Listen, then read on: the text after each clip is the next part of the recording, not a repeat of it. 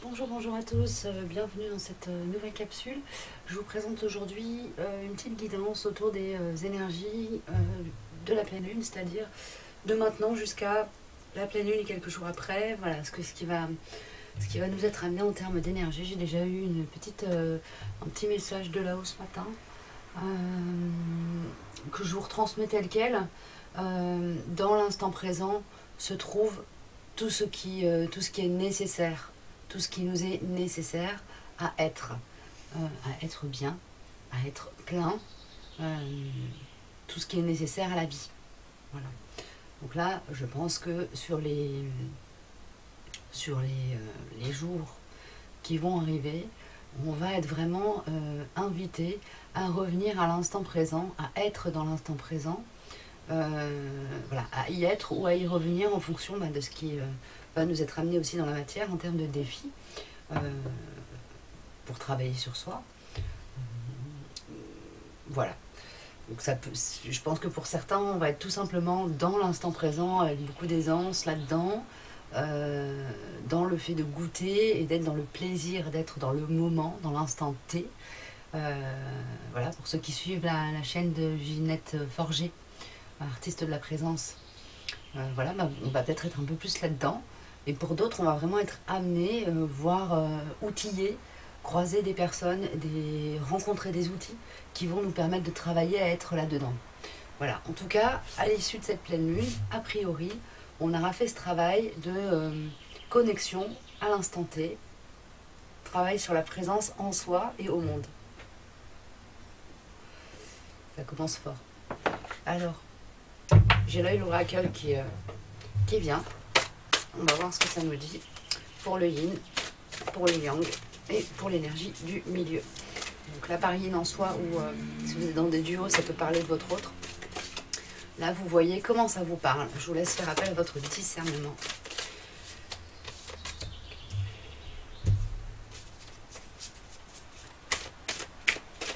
Et l'énergie du milieu, apparemment. Ah oui, d'accord. Est-ce que je peux en avoir une troisième peut-être ?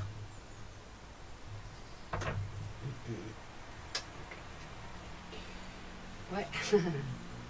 Alors il y a une vraie connexion à l'instant présent et à la Terre, hein, surtout, à notre incarnation, et une vraie capacité à manifester notre pouvoir intérieur, et notamment en étant connecté avec cette énergie de l'enfant intérieur, de la joie, d'être à l'instant. On est porté dans des énergies plutôt gaies là, apparemment. Plutôt gai. On va naviguer dans des énergies comme ça, du chakra racine au plexus solaire, en passant par le chakra sacré sur les 3 chakras inférieurs. Donc il y a vraiment une connexion à l'énergie du moment et à notre incarnation, une connexion au corps aussi, hein, au corps physique et au corps émotionnel qui se passe. Pour certains, il y a peut-être une ouverture aussi énergétique au niveau de ces chakras-là, qui va vous aider à être plus dans votre incarnation, revenir plus à la vie réelle en fait, hein. Il y a cette idée là, sortir des projections, revenir à ce qui est en soi, utiliser nos sensations physiques ou nos ressentis pour se mettre en lien avec ce que l'on traverse dans la matière.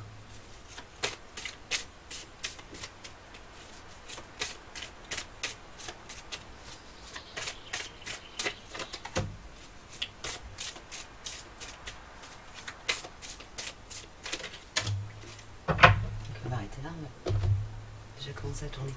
Alors, du côté... Non, ok, on commence par le yin. Le yin, voilà, il y a cette idée d'être... parfaitement ancré, aligné.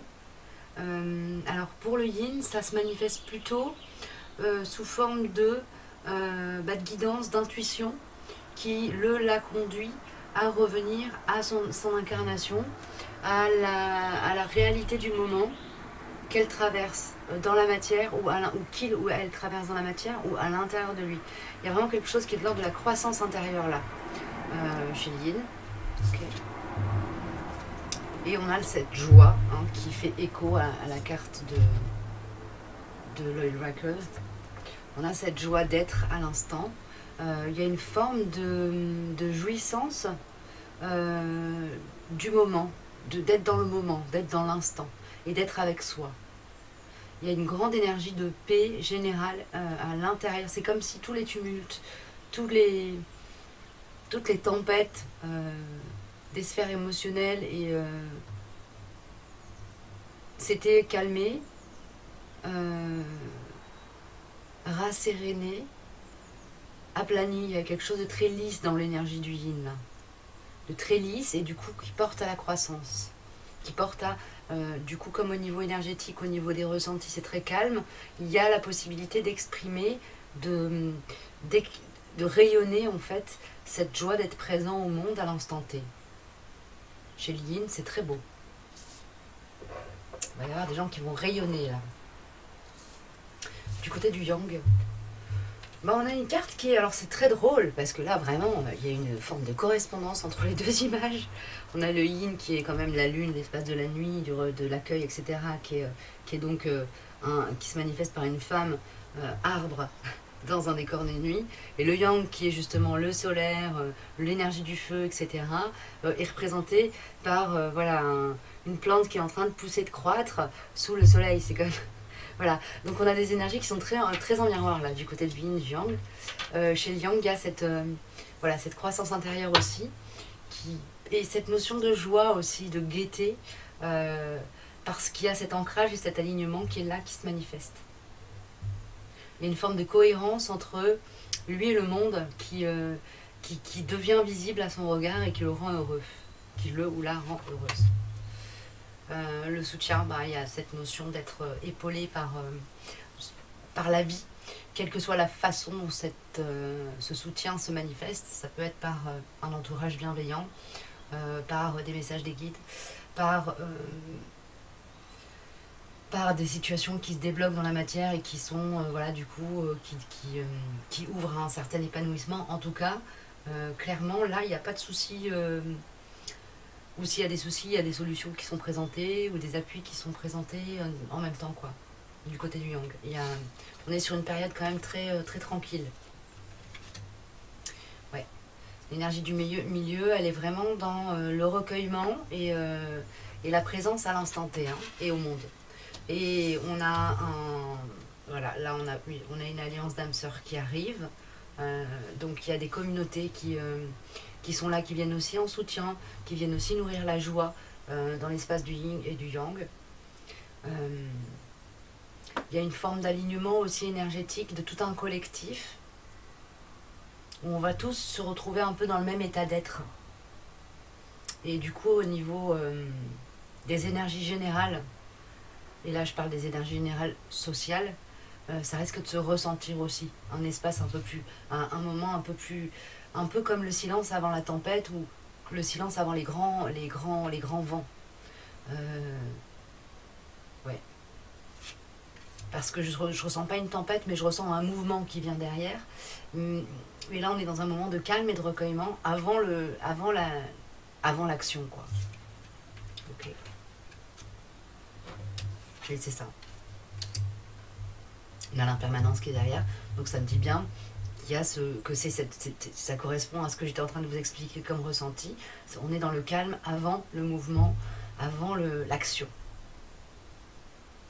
Et pour être dans une action juste, il faut qu'on sache exactement d'où on part et qui l'on est, pour poser les actes qui vont être parfaitement alignés et parfaitement justes en regard de ce qu'on a à faire, quoi, dans nos incarnations. Là, je ne vais pas rentrer dans le détail puisqu'on est quand même un collectif, donc chacun sa part et c'est pas toujours la même. Alors, du côté du grand Nétélia, qu'est-ce qu'on me dit pour les énergies jusqu'à la pleine lune, jusqu'à un peu après, éventuellement, ce qui est drainé par tout ça. La pleine lune, c'est le 27, pour ceux qui ne le savent pas. Après, vous avez plein de chaînes qui proposent des analyses du ciel. il y a un mouvement qui s'amorce derrière, hein, clairement, on a le voyage. Il y a un mouvement qui s'amorce derrière, un mouvement qui a pour objet vraiment d'aligner les actions,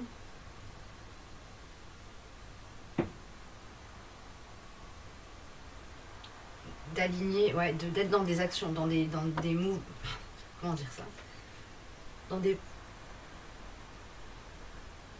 oui, dans un mouvement juste, aligné, droit, en place. On est sur nos chemins, on est sur nos missions de vie, on est dans la justesse, dans une posture juste par rapport au monde. Et donc les actes qu'on pose sont justes par rapport à nous-mêmes et au monde. Ça, c'est ce qui vient vraiment sur le nœud de la pleine lune. Pour ceux qui ont des choses à faire, qui étaient peut-être un peu dans le brouillard jusqu'à présent, il y a un peu de discernement, plus de, disons, vous allez être amené à pouvoir poser les actions justes. Ça revient. C'est vraiment, j'ai l'impression d'avoir qu'une chose à dire sur cette guidance. Ok. Alors, du côté du yin, qu'est-ce que vous me racontez?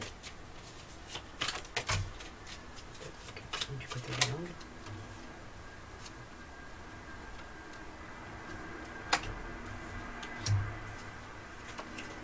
Oui, aussi.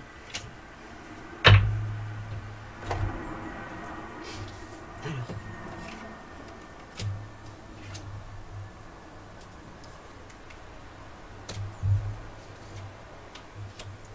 Il y a une guérison du côté du yin. Il y a une guérison d'une blessure liée à des trahisons, de la blessure de trahison. Il y a une guérison qui se fait là, qui se fait ou qui est en train de se faire ou qui va se faire ou qui est déjà faite mais depuis très peu de temps, qui est liée justement, en fait, cette guérison peut s'opérer parce qu'il y a cet ancrage et cet alignement et cette connexion à l'instant présent, dans lequel le yin du coup se trouve être complètement détaché. L'ego du yin n'est plus impacté par ce qui se produit à l'extérieur de lui parce qu'il y a cet alignement et cette connexion à l'instant T. Je ne sais pas comment vous le dire autrement, mais il y a cette notion-là qui sort.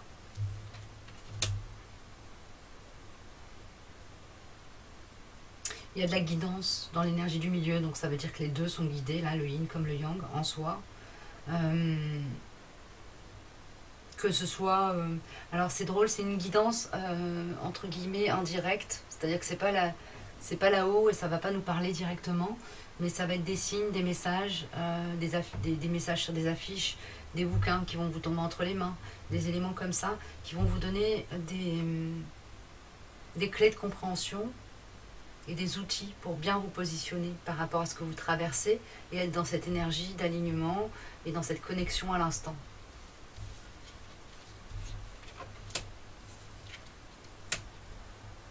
Le yang est en train de mettre fin à des contrats karmiques qui le gardaient un peu isolé en lui-même.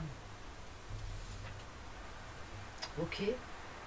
Donc ça peut être le yang en soi ou le yang dans un duo, hein. Ou si vous êtes yang, bah, ça peut être votre énergie majeure. Mais il y a cette idée-là d'être dans un traitement de contrat karmique. Et ça résonne avec le yin, c'est-à-dire que ça peut vraiment être pour les deux. Il y a cette notion comme ça de yin blessé par la blessure de trahison et de yang un peu enfermé dans des contrats avec des liens d'âme toxiques ou des patterns dans lesquels reviennent souvent les mêmes problématiques liées au fait d'être isolé de soi et isolé du monde aussi d'une certaine manière, parce que on est entouré de personnes qui nous drapent dans des illusions. Ok. Donc ça, c'est ce qui est traité. Le fait d'être ancré à l'instant présent et dans l'alignement et fier de soi quand on se regarde dans le miroir aussi, parce que on est honnête avec soi. Il y a cette idée-là aussi qui est présente. Ça va vraiment être une ressource pour se dégager de ces petits nœuds-là qui restent, qui ne sont pas des choses majeures, hein, qui ne dominent pas les énergies, mais qui sont présentes quand même et qui font partie voilà, de ce qu'on nous demande un peu de traiter, de travailler pour notre évolution personnelle et l'évolution et la guérison de notre âme en ce moment. Ok, il y a les énergies mandalas, l'oracle des mandalas d'énergie, pardon, qui vient pour les énergies générales de pleine lune.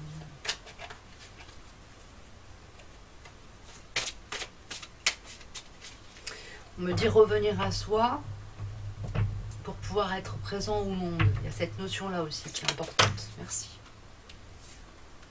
Ok, il y a l'amour des animaux qui sort.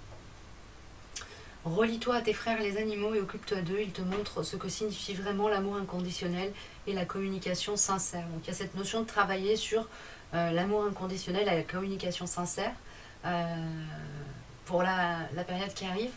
On est sur un chakra qui nous parle au niveau énergétique, hein, des mêmes chakras que ce qui est figuré ici sur l'oracle. Donc c'est vraiment racine, sacrée, solaire.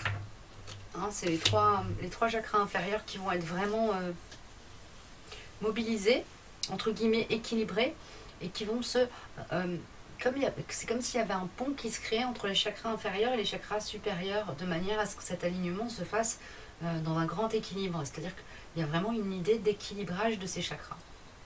Ok. Et l'amour des animaux est une carte qui parle d'aller vers les animaux, mais c'est aussi et surtout une carte qui nous parle d'ancrage à l'énergie de la Terre. Hein. Voilà. Et qui nous rappelle que, ici, maintenant, tout est là, tout ce qui est nécessaire à la vie est présent. Tout est là. Tout est dans l'instant présent. L'instant présent contient tout. Ok.